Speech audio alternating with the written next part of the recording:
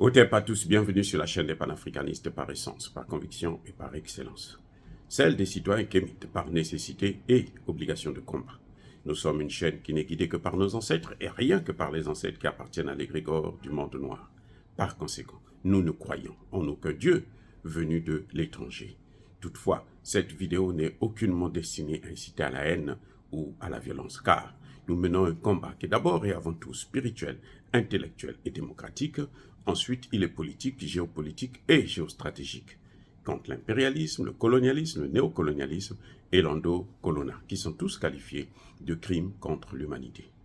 Nous menons ce combat sur la base du principe fondamental que nous avons hérité de nos ancêtres kémites, qui est celui de la Mahat, c'est-à-dire solidarité, vérité et justice. Vous êtes donc en droit de connaître la vérité et nous avons l'obligation de vous dire la vérité, rien que la vérité, afin que justice soit rendue au continent africain. Et ça, c'est notre modeste contribution dans cette noble lutte en faveur de la souveraineté, la dignité, la solidarité et l'unité africaine. C'est exactement ça que nous appelons le panafricanisme. Bien-aimés frères et sœurs, vous savez, la Côte d'Ivoire a un pied dehors, la Côte d'Ivoire va sortir de la CAN, très probablement. Elle a été battue à un score de 1-0 par le Nigeria et 4-0 par la Guinée équatoriale. 4. Alors, je veux aborder les choses sur le plan spirituel. Pas sur le plan physique. Nous avons vu, les résultats sont là. 4-0.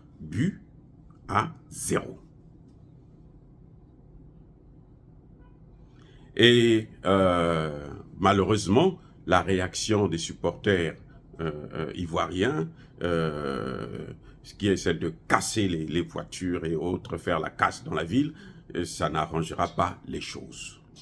Le football, là, le sport, là, c'est pas comme ça que ça se passe. Vous voyez, ce n'est pas parce que on organise la CAN dans son pays que forcément on est gagnant. Sinon, la CAN, tout le monde allait se battre pour organiser ça chez soi. Vous voyez, le seul privilège que vous avez quand vous êtes le pays organisateur, c'est vous qui ouvrez le bal avec l'équipe championne de la précédente Coupe d'Afrique. C'est le seul privilège. Sinon, le reste là, c'est que le meilleur gagne. La Côte d'Ivoire a une très bonne équipe. En tout cas, il y a 4 ans, 5 ans, quand la Côte d'Ivoire a pris sa coupe, c'était vraiment une équipe formidable. Et ce n'est pas en si peu de temps que le football ivoirien va tomber. En général, vous passez au moins 5 ans, 6 ans, 10 ans, et puis après, on voit ça disparaît. Mais la fougue là, de la victoire ivoirienne, il y a combien d'années? 4 ans seulement.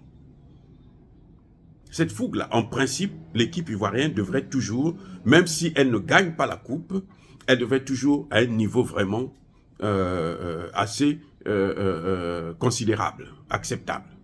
Mais là, moi je vois quelque chose d'autre. Et je vais vous le dire. Parce qu'il y en a des gens qui vont se fâcher contre moi. Mais écoutez, c'est une réalité. Vous ne devrez pas vous en prendre aujourd'hui aux joueurs ivoiriens, parce que ce n'est pas les joueurs qui ont fait, qui sont à l'origine de ce que vous voyez, les chèques là. Ce ne sont pas les joueurs. Ça, c'est maintenant une autre dimension. Vous ne pouvez pas organiser une coupe d'Afrique chez vous, et puis vous pillez l'argent. Vous avez vu le stade? Vous pillez l'argent que vous êtes allé emprunter. C'est pas votre argent en plus. Hein. C'est de l'argent que vous êtes allé emprunter pour faire en sorte que la fête puisse être bonne. C'est comme si vous organisez votre mariage et vous détournez la nourriture du mariage. Mes invités vont venir pour manger quoi? Voyez comment on est en train de Alassane Ouattara est en train de maudire la Côte d'Ivoire. Il va prendre près de 700 milliards de dollars qu'il prend, qu'il met dans une bonne partie dans ses poches. Vous croyez que ça va apporter la chance dans le pays? Le stade inondé là, à la première pluie là, vous vous souvenez, non? Ça fait un scandale ici. Mais non, il n'y a pas que ça, il y a pire que ça. Pour cette canne-là, il y a beaucoup de citoyens ivoiriens qui ont perdu leurs maisons. On a cassé les maisons, mais alors d'une manière incroyable. Juste pour faire plaisir aux gens qui vont venir. Mais ça dit que on ne fait pas, on ne cache pas sa misère. Oui. Si on veut sortir de la misère, ce n'est pas parce que vous allez, quand vous voulez faire quelque chose, vous cachez. Non, ce n'est pas comme ça. Imaginez-vous une femme qui a travaillé pendant 30 ans, 40 ans. Chez nous, là, en Afrique, dans nos pays francophones, surtout. 30 ans, 40 ans, elle a travaillé. Elle sort de là avec une petite maison qu'elle a construite difficilement. Parce que les salaires que nous avons là, même pour construire là, c'est dur. Elle sort de là avec une petite maison qu'elle a construite difficilement. Le mari est peut-être mort, ou machin, les enfants sont à l'étranger, ou ce genre, ou bien il n'y en a pas. Bref, la seule chose qu'elle a là, c'est sa maison. Vous venez un jour comme ça, vous cassez. Va te débrouiller ailleurs. Va chercher où te loger. Les amis, cette femme-là, ou ce monsieur-là, quand il va s'asseoir, il dit « Ah, vraiment, ma pauvre maison !» Quand il regrette seulement comme ça, là, il est en train de maudire votre équipe. Il est en train de maudire le pays. Il est en train de maudire les autorités. Et oui, il a été fonctionnaire, il a travaillé. La seule chose qui lui reste, c'est ça. Maintenant, vous venez, vous cassez ça. Vous n'êtes pas capable, parce qu'avant de casser, là, en principe, on devrait avoir déjà une maison quelque part construite et tout. Monsieur, va là-bas. Même si on lui donne de l'argent, il n'aura plus le courage et la force de construire encore. Les gars, il faut apprendre à comprendre ces messages. Pendant que il y en a qui acclament Alassane Ouattara, il a cassé les maisons, parce que les gens vont venir et vont voir qu'il n'y a pas des maisons un peu tordues ou quoi, machin, tout ça là.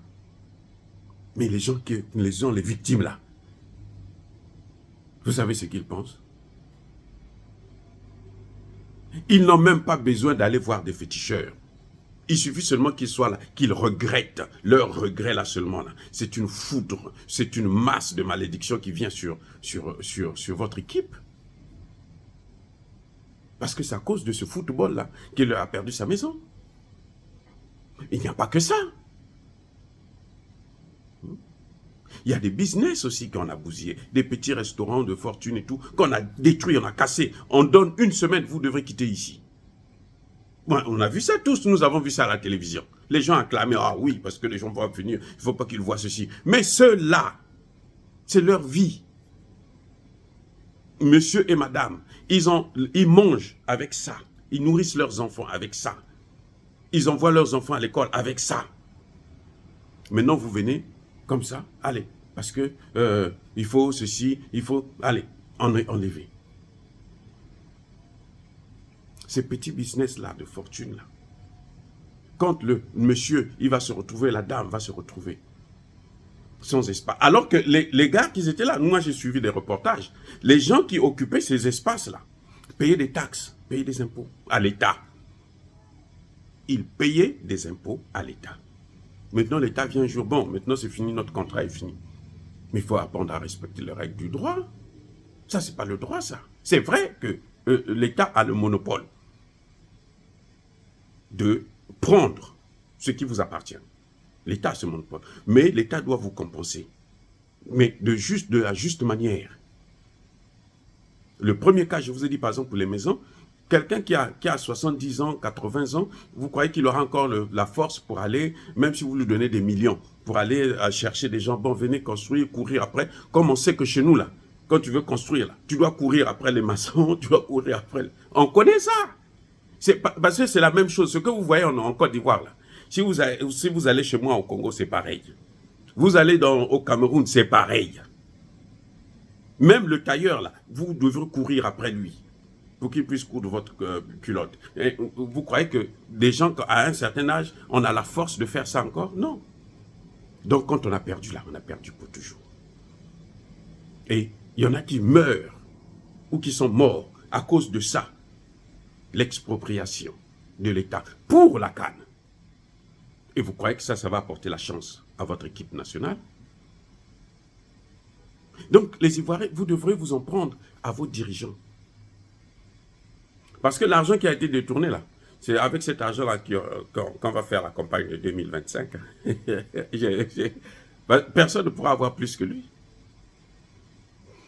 Et les Ivoiriens vont payer cette dette-là pendant au moins 20 ans, 30 ans. Pendant que lui ne sera même plus là. Voilà la réalité. Donc, apprenons à comprendre les messages d'une autre manière.